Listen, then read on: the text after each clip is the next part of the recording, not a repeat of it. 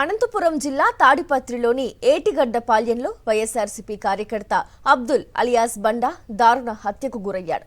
ఇంటికి వెళ్తుండగా మాటు వేసి హత్య చేశారు దుండగులు. బైక్ తాళం విషయంలో స్నేహితుల మధ్య గొడవ జరిగిందని పోలీసులు చెబుతున్నారు.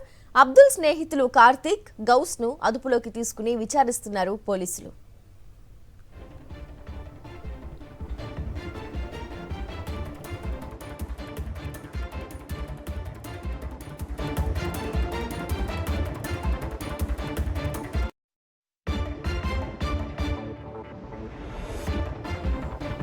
తాడిపత్రిలో దారుణ హత్యకు సంబంధించి మరిన్ని వివరాలు మా ప్రతినిధి శివారెడ్డి అందిస్తారు.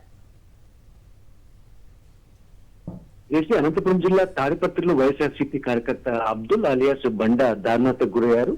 అబ్దుల్ ను గుర్తు తెలియని వ్యక్తులు నరికి చెప్పిన పరిస్థితి కనిపిస్తోంది. తాడిపత్రి పట్టణంలోని ఏటిగడ్డపాలెంలో ఈ ఘటన చోటు చేసుకుంది.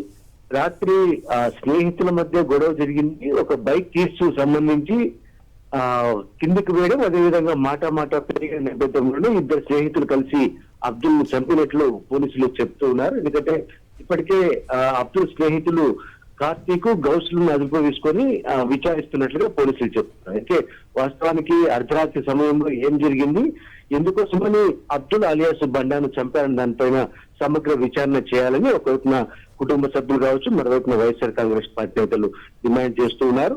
నిజంగానే స్నేహితుల మధ్యలో గొడవ జరిగిందా, లేకపోతే ఇతరత్ర కారణాలు ఏమైనా ఉన్నాయని పైన నిజాలు నిగ్గు తేల్చాల్సిన బాధ్యత పోలీసుల పైన ఉందని చాలా స్పష్టంగా బయట కుటుంబ సభ్యులు చెప్తున్న పరిస్థితి కనిపిస్తోంది.